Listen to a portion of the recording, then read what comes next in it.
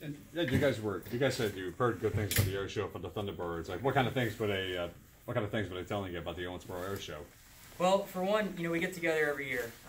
We do that in December. We kind of talk about, hey, what's a good air show, what's a bad air show, and that was nothing but positive. Just the community. We are glad to be here. That's kind of our responsibility as community. The air show, the flying is great. You got the river, you got the farmland on the other side of the aerobatic box. It's amazing, and then you got the downtown area, and that's just a phenomenal place to be. So what else brought you back this time around?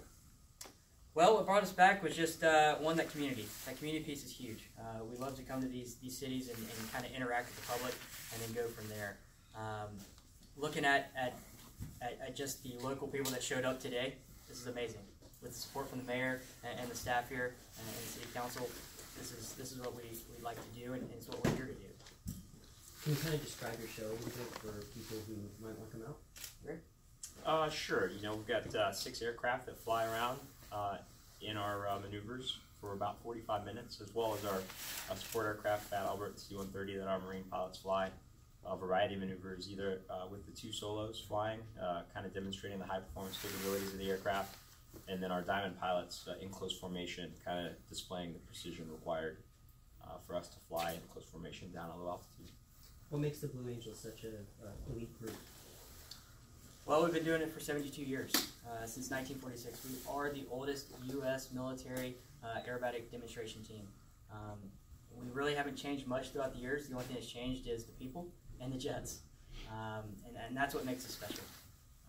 What makes the air show special for us is, like I've talked about, is the community. That community outreach piece is huge for us. The demonstration is just a small percentage of what we do.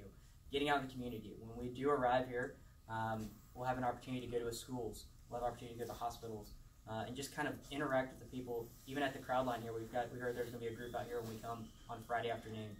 That is our time to introduce ourselves. Let people know that, hey, the blue flight suit, we're not much. We're just people that wear a blue flight suit. So we're also here to inspire that next culture of excellence, and inspire that next young boy or girl to say, hey, you can do this. We were in your shoes at one point. How many shows do you guys do, and how selective is that process? We do about 33 air shows a year, about 66 flight demonstrations, and we start from mid-March, and we go all the way through mid-November.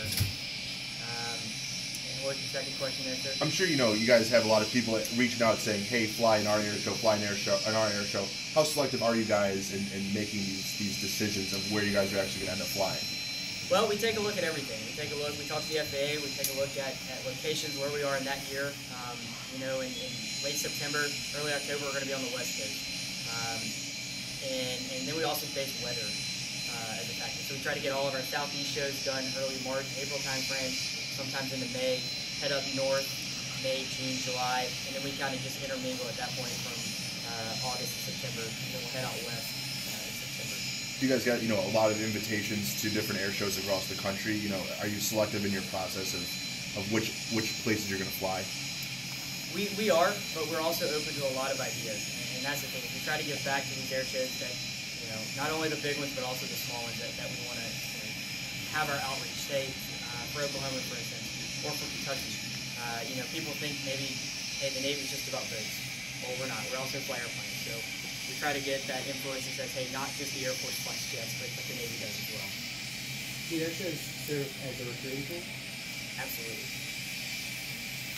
How does the air show benefit you guys? How does doing an air show like this benefit the military? Well, I'll tell you right now, the recruiting piece is huge. Coming to Kentucky, landlocked the way it is, even though you got the beautiful river that we saw a little bit of coming in today, a little bit overcast. But people, hopefully spread the message that, hey, the Blue Angels, we are about people. We're about the community. We're one big family. So when we think recruiting, we want to think family, and we try to generate that influence in a way. So we also, like I said before, we kind of, hey, we don't just drive ships. We're not just out at sea all the time. We also do fly airplanes. We do a lot of other stuff. And we have a lot of team members that have a lot of different backgrounds that can spread that message. How do you get selected to be in that seat out there? Well, I'll turn that over to Lieutenant Webb here, since that's going to be selected. Well, So every year, the Navy puts out a message asking for applicants to apply. There's some minimum requirements you have to meet in terms of flight hours and platform, just depending on what spot you're looking for. Or in Dave's case, being an NFO there, having the same qualifications. You apply, and you come out and meet the team in a professional setting, just to see what it's like. If you don't like it, you're free to move on. If you like it, then you go to a few more shows, and from there the team kind of narrows down who they want to come join them. So pretty awesome privilege to be able to select the people you want on the team, as long as they have the right qualifications, the right personality, and the right fit for the people who are there at the time. But also pretty heavy responsibility for all the guys on the team, all the guys and girls on the team to pick the right people for the next few years moving down the road. Two things. First of all, you guys do some pretty incredible stunts up in the air.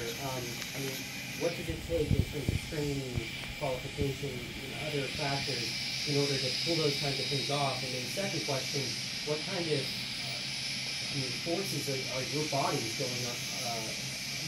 undergoing while you're up in the air, all the G-forces, etc.? Sure. I wouldn't necessarily call them stunts.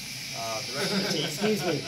The rest of the team is back at home right now, working on getting ready to put on a fantastic air show with very, very suit-paced maneuvers for the crowd next year, so that it may look a certain way, but we do everything sort of by the book every single time. In terms of the forces on your bodies, we went down to San Antonio earlier this fall to go to the Institute, and throughout the flight demonstration, our pilots will pull upwards of around 7.5 G-forces there on the body. What does that mean for the body? Well, if I were to take an elephant and sit it on your lap, that's what it would feel like for a few seconds. How do you train your body to take that? A lot of physical fitness, good diet, getting the proper amounts of sleep, and then, like we talked about, just getting the proper amount of repetitions before you go into the show season so that you're comfortable with it. And what other cities will you be performing in, and how does performing in a large city compare to performing in some place like Owensboro? It's a little smaller, a little more homey. Well, sir, we don't take any difference. Performing at whatever air show we are at, we basically take it the same mindset.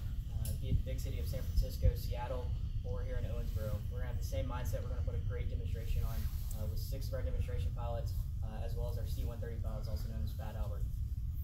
One thing we hope that the public does recognize is that it's not just about the 6 pilots or the C-130 pilots. It's about the entire team. We'll have about 85 personnel here for the show, and those men and women that work to make the jets fly is what is the backbone of Blue Angels. Does the airport facilities or the runways, the buildings here make a difference when you're choosing places to go? Absolutely. Having good facilities, having you guys come and just invite us is first and foremost. But having the facilities, having the runway up to speed, doing the logistical work that requires to bring a jet team in is huge for our selection. So we're waiting for your application next year. I've had to probably get in Fat Albert. I don't know if I can get in that thing. Any other questions? Mayor, could we get some questions for you? Or could I get some questions? Newspaper guys, they want everything.